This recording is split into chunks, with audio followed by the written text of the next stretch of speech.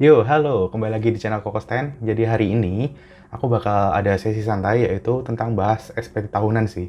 Jadi posisinya adalah waktu aku SPT tahunan, lapor SPT tahunan, itu aku punya dua bukti potong pajak dan juga waktu lapor statusnya kurang bayar. Tenang, di sini juga ada solusinya. Jadi kalian harus gimana? Tonton video ini terus ya. Nah, pertama kali kita bahas dulu kenapa aku punya dua bukti potong pajak. Hal ini hal yang wajar buat teman-teman yang memang sedang bekerja di dua tempat dalam waktu 1 tahun. Misalkan kemarin kasusnya adalah aku resign dari perusahaan yang lama dan juga dapat perusahaan baru di waktu yang sama. Jadi aku bekerja di 1 tahun itu punya dua perusahaan. Jadi ada dua bukti potong pajak dari PT A, perusahaan lama, dan juga PT B, perusahaan yang baru. Jadi waktu itu aku resign di bulan September, dan bulan September itu juga aku dapat pekerjaan di tempat yang baru. Jadi periode kemarin itu berarti September ke Desember itu di perusahaan baru PT B. Lalu gimana pelaporan untuk dua bukti potong pajak ini? Yang pertama, dari perusahaan yang lama, kalian harus punya bukti potong pajaknya dulu. Jadi hal ini hal yang wajar. Jadi kalau misalkan resign, seharusnya itu dapat bukti potong pajak. Karena perusahaan pasti membayarkan pajak bagi karyawan-karyawannya. Nah, ini adalah kesalahanku dulu, yaitu ya bego-bego sih, karena baru pertama kali resign kan, pengalaman pertama banget. Jadi nggak tahu apa yang harus dipersiapkan dan sebagainya.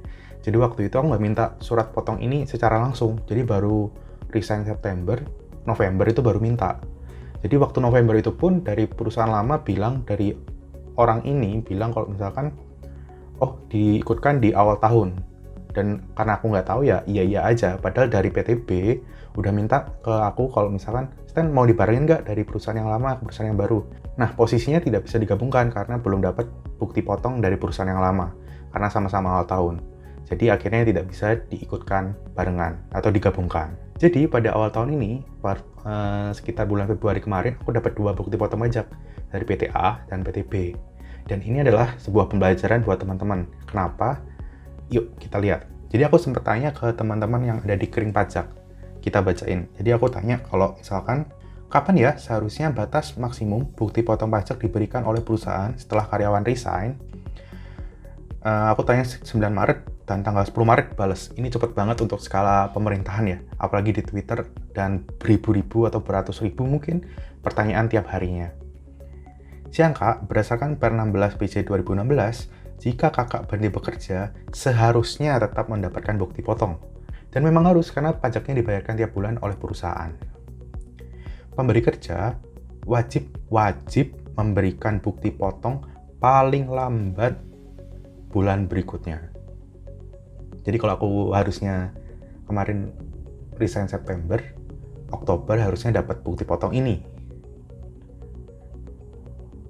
Setelah berhenti bekerja, yaitu paling lambat 1 bulan berikutnya setelah berhenti bekerja. Apabila pegawai berhenti bekerja pada tahun berjalan, yaitu tahun 2020 kemarin. Jadi seharusnya memang maksimum 1 bulan setelah aku resign harusnya udah dapat bukti potong ini. Jadi kalau kalian mau resign, pastikan juga udah tahu peraturan ini, biar nanti nggak kesulitan waktu lapor SPT pajak. Dan semoga ini bisa jadi pembelajaran buat teman-teman yang ngurusin resign karyawan, supaya win-win solution lah.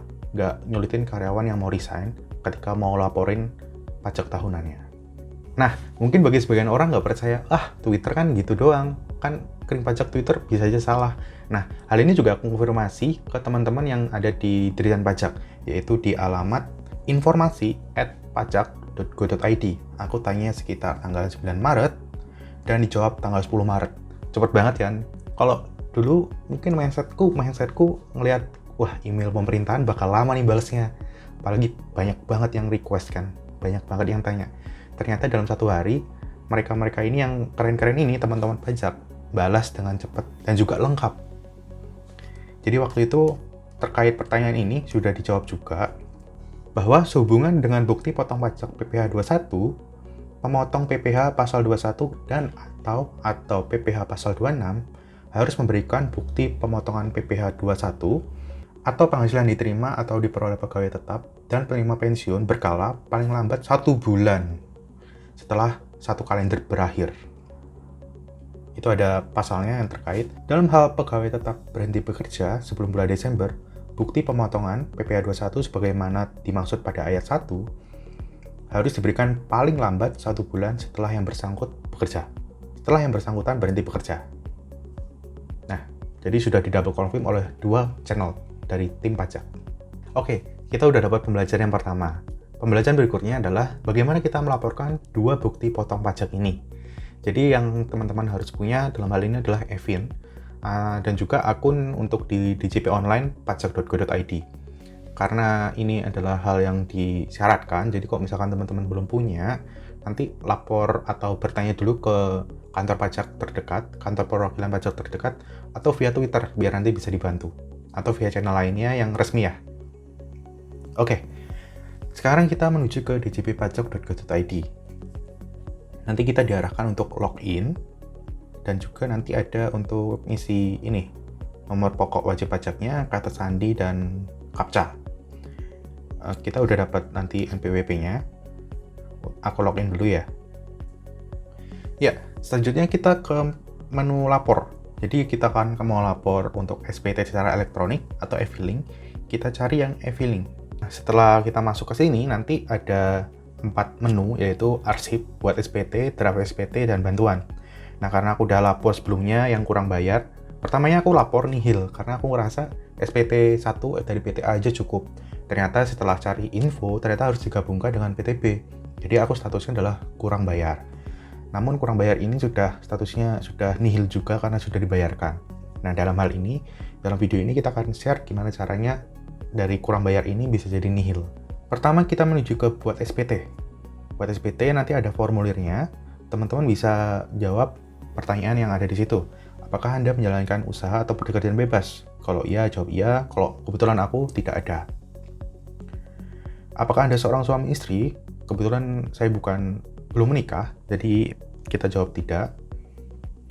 Apakah penghasilan bruto yang disetahunkan itu kurang dari 60 juta rupiah? Kebetulan tidak.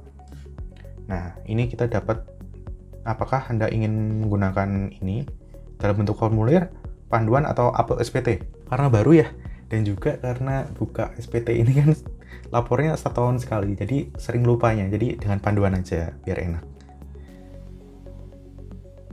Nah, setelah ini, nanti kita diarahkan ke data formulir. Ada pilih tahun pajak, karena ini 2021, kita lapor yang 2020 kemarin.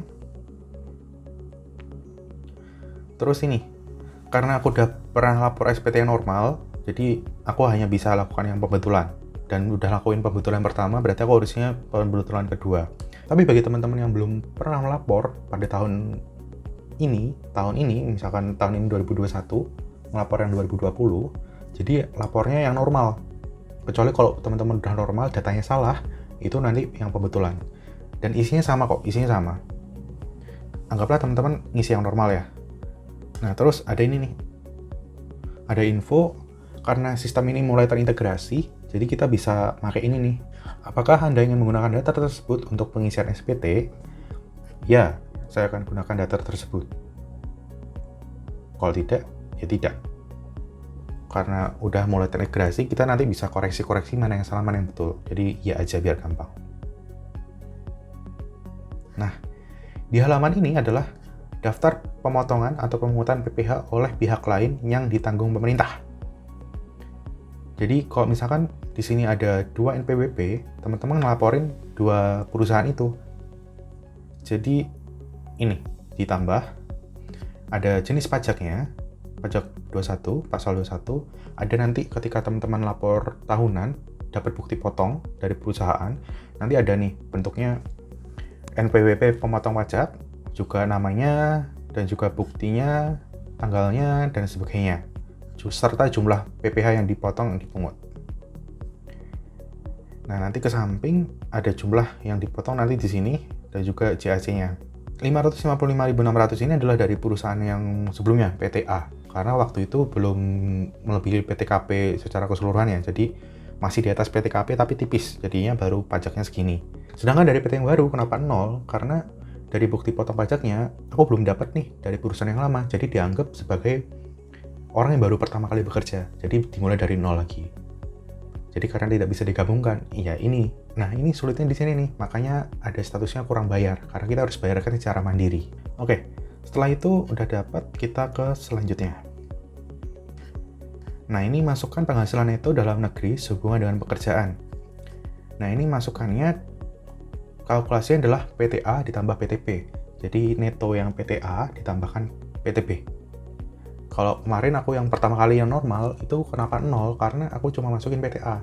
Habis itu pembetulan pertama aku masukin yang PTP karena memang seharusnya seperti itu. Ditambahkan jadilah seperti itu. Terus dimasukkan. Kalau misalkan teman-teman punya penghasilan dalam negeri lainnya dan sebagainya, kebetulan aku nggak punya, jadi tidak.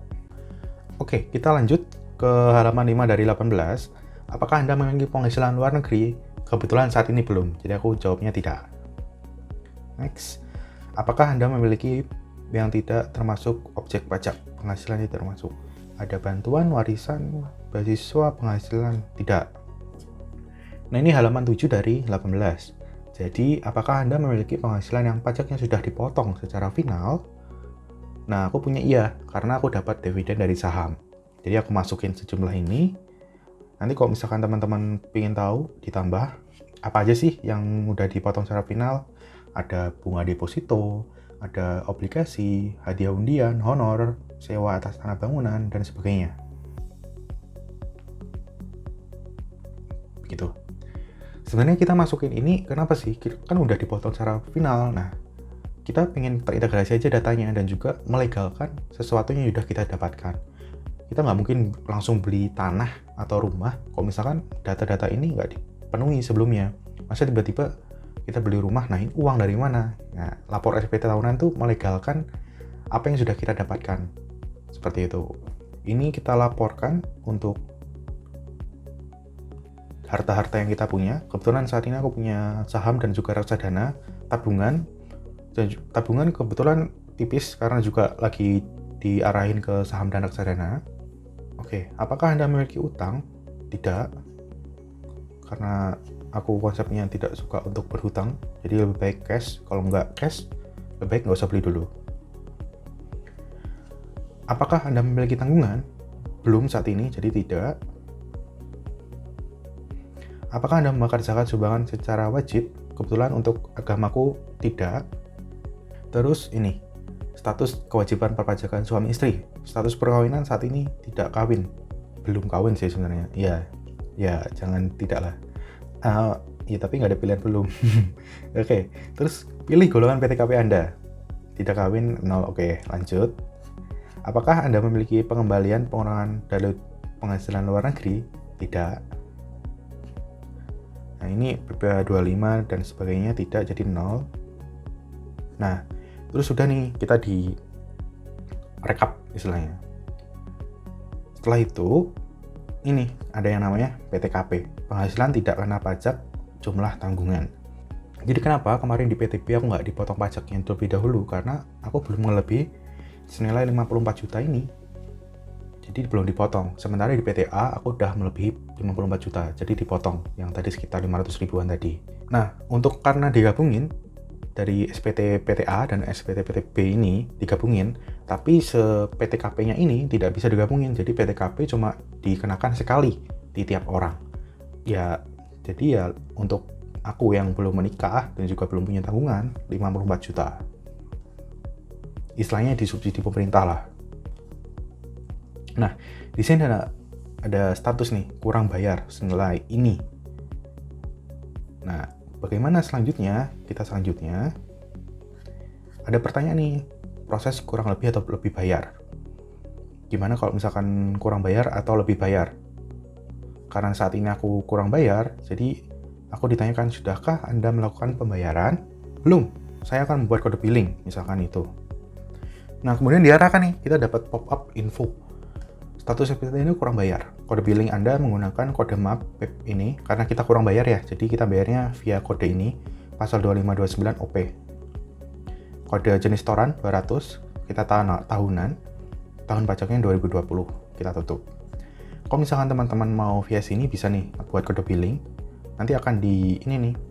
Nah, kode billing untuk melakukan pembayaran via bank atau pos persepsi. Jadi ada berbagai channel yang diperbolehkan untuk melakukan pembayaran ini, nggak semuanya. Nanti untuk channelnya nanti aku taruh di samping sini ya, channel apa aja. Nah, ada deadline-nya kapan sebelumnya. Nah, hal ini aku konfirmasi juga ke teman-teman yang ada di informasi perpajakan, supaya aku nggak salah, karena lumayan juga bos, bayar segitu kan. Jadi, mereka menjawab, penghasilan neto dalam SP tahunan diisi dengan menggunakan 1 tahun ya. Apabila penghasilan yang diinputkan dalam SPT tahunan sudah benar, dan setelah terhitung PPh terutang dikurangi PPh yang telah dipotong perusahaan, masih kurang bayar, maka status SPT Anda memang kurang bayar. Terus, pembuatan kode billing dapat dilakukan melalui DJP, bayar e-billing, pajak untuk 25 orang pribadi, OP tadi, 200 tahunan, dan juga dilaporkan.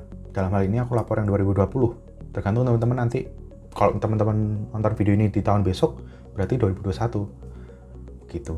Atau seterusnya lah. Kita nggak tahu video ini ditonton kapan kan. Nah, nanti buat kode billing, ada nanti melakukan kode billing tersebut, pembayaran. Bisa via teller, ATM, internet banking, mobile banking, EDC, dan lainnya. Nah, setelah kita melakukan pembayaran, nanti kita dapat NTPN nih, nomor transaksi penerima negara. Dan nanti bisa dilaporkan. Dalam hal ini kita buat itu dulu, billingnya dulu ya. Kita ke DJP, terus kita ke menu bayar, ada e-billing nih. Kita pencet, nah, ada nanti data-data yang terkait. Nah, nanti pilih yang tadi, 25 orang pribadi, terus pilih yang jenis setoran, yang 200 tadi ya, yang tahunan, masa pajaknya kapan, yang terkait, kalau tadi diarahkan yang 2020, karena ini tahun 2021, jumlah setornya yang sesuai dengan yang kurang ya, jangan kurang, jangan lebih, biar nggak repot juga. Nanti terbilangnya nanti otomatis, uraiannya yaitu, nanti buat kode billing, nanti teman-teman dapat kode billing. Kode billing ini bisa dibayarkan di tadi M-Banking dan sebagainya. Kebetulan aku dapat yang M-Banking. Dan setelah aku bayar di M-Banking, aku dapat NTPN. NTPN itu tadi yang dibacakan oleh tim informasi pajak. Nanti NTPN itu adalah nomor transaksi penerimaan negara. Nanti dilaporkan. Nanti kalau dilaporkan, nanti ini, pilihnya sudah. Sudah. Nah ini, tutup. Tanggal penulisannya nanti ditambahkan setelah ini, tambah dulu. Tambah NTPN, nomor NTPN-nya. Nomor NTPN ini nanti dapat dari teman-teman yang sudah bayar. Di bukti resinya, bukti pembayarannya ada NTPN. Jangan lupa dicatat, di screenshot atau apalah itu. Nanti tanggal pembayarannya dan jumlah. Kemudian nanti disimpan, ditambahkan di sini. Nanti jangan lupa diisi tanggal penulisannya. Karena kemarin aku dapat pop-up error, ternyata belum ambil yang ini. Jadi dia nggak ngambil langsung dari data yang kita masukkan. Jadi jangan lupa di sini. Nanti kita klik selanjutnya. Begitu, dan nanti tinggal konfirmasi dan sebagainya. Seperti itu. Tenang, di sini aku nggak sok tahu dan sebagainya. Aku udah double confirm juga di Twitter. Berarti kalau misalkan tahun berjalan kerja di 2 perusahaan, maka nominal PT A dan PT B digabungkan ya, gitu. Dan juga di input netonya di web, bila kurang bayar maka perlu bayar. Apakah begitu? Aku nanya seperti itu. Itu tanggal 10, tanggal 12 dibalas. Hai Kak, benar. Nanti setelah melakukan penyetoran atau kekurangan pajak dan pendapatan NTPN tersebut diinput saat pelaporan SP tahunannya ya. Jadi udah di double confirm 2 channel, dari email dan juga dari Twitter.